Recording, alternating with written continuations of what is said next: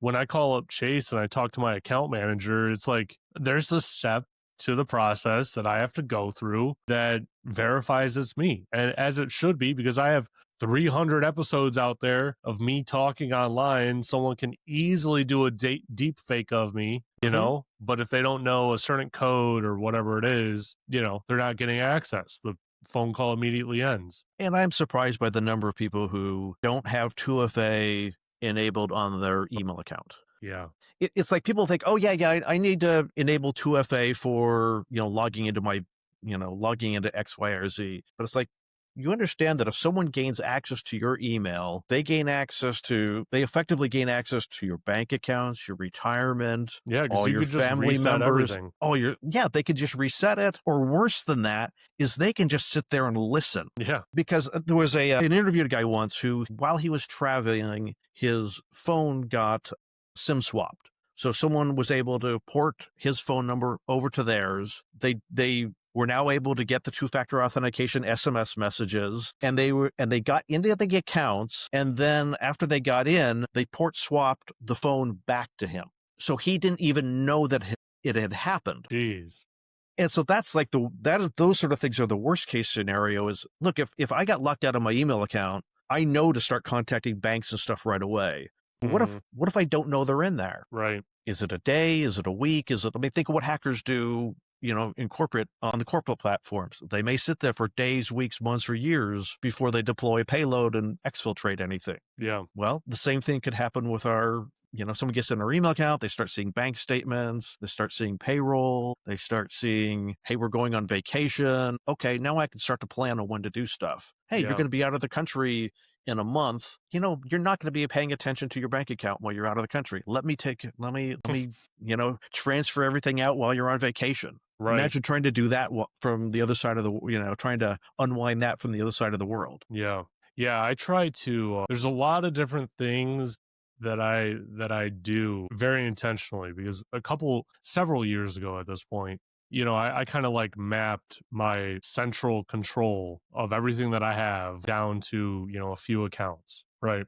Where it's like, if they gain access to this, I'm basically screwed everywhere, right? If they gain access to this, I'm screwed in this way, like all this sort of stuff, right? And so like, the password to my emails, I don't even know the password. Like, I don't know mine either. Super complex password that is stored in a super secure vault that requires, several layers of authentication to get into. And if you still into the vault, get the password, put in the password, there's a two-factor code. If you somehow SIM swap my phone, that's fine, because guess what? It's using the Google Authenticator app or Microsoft Authenticator app or whatever it is, right? And those are all encrypted. So even when I change my phone, it is a very arduous task, because now I have to log into 50 different websites and reset my 2FA. So like, even if you get the 2FA code, hey, guess what? You have very limited amount of time until I switch it. But I know people who, they silo things. It's like, okay, this is the email address and phone number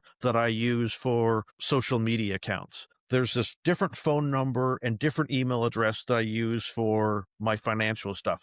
I don't ever email friends from that. It's only used for accessing bank accounts. And then here's the one that I use for when I'm talking with friends. And here's the one that I use in doing work stuff. Is it a pain to manage for some people? I don't go to that extent, but I understand why people would do that, because look, you hacked my social media account and you didn't get into my bank account. You hacked my work contacts. You didn't get into my bank account. And you can, it's that concept of, even when you do with like computer security, assume that someone is going to get in. And now once they're in, how do I mitigate what they have access to once they've gotten in? If you silo it, then you reduce the damage that can be done. Yeah.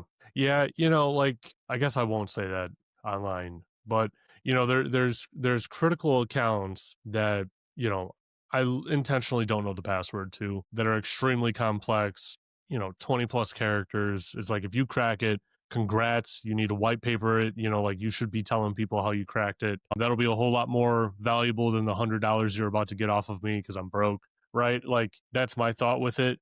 But like, I have default passwords that I'll use for random sites. Yes. That aren't, linked to central critical things to my identity, or, anything like that. It's just like a password that, I know off the top of my head. It's complex enough to make it long enough to, take a while to crack. And if it gets popped, it's like, okay, like there was nothing valuable on there anyways, right? Like I'll change it, but there's the blast radius is limited. Yeah, it's mitigating your stuff. Yeah, I think most people probably do that. If I'm installing an app because I don't know, I got a connected, I don't know, water bottle or something like that. I don't want to try to figure out a super complex password. I don't want to use my password manager and setting that up. I just want to get the water bottle to work. And so, yeah, okay, so yeah, that account may get that password may be exposed in a data breach. So you get access to my water bottle and you get access to my blender, right? What's connected these days? Inconvenient, but not a life-shattering event. Bank accounts, O2 accounts have the same password, Frustrating. Yeah. and e-commerce places that I use on a regular basis, you're never going to have the same password there. Yeah. And so I think like that's the same sort of thing with privacy. You've got to make decisions in the moment of, how important is this? If you want my zip code, that's probably okay. I usually don't give it. I remember going to, maybe it was a Kohl's actually. And I was buying something. They said, can I get your zip code? And I was like, no, I don't want to give you my zip code. And they're like, well, I can't ring up the order unless you provide me a zip code.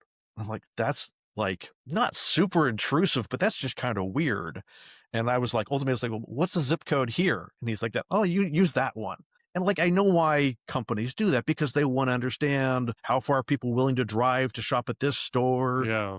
Should we open up another store halfway between these two? Because A there's little lots of bit too people in much. between. But I'm trying to move to this position of why do you need it? Do you really need that information to conduct this transaction? And lots of places, the person at the front, like, I don't know, someone just told me to do it. Yeah. They don't know why they do it. And usually saying, I don't want to give that to you. I'd rather not give that to you. They're like, oh, okay. Everywhere you go, like, I can't remember the Yeah. last retail place that I went to where they didn't say, are you a member? Okay, let me get your email address. I'm like, no, I don't want to be a member.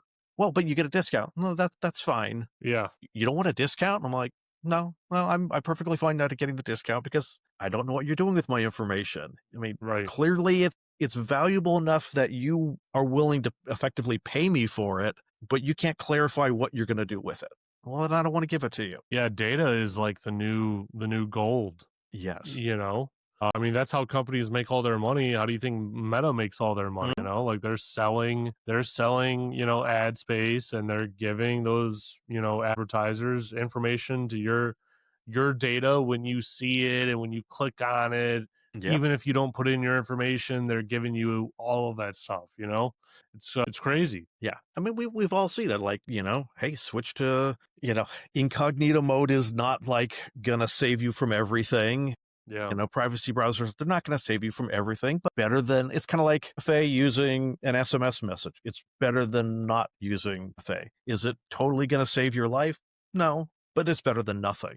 I mean, we've all been followed around by, it's funny. I like to talk about like it from an ad perspective, and because part of it is like I hate seeing ads for things I'm never going to buy.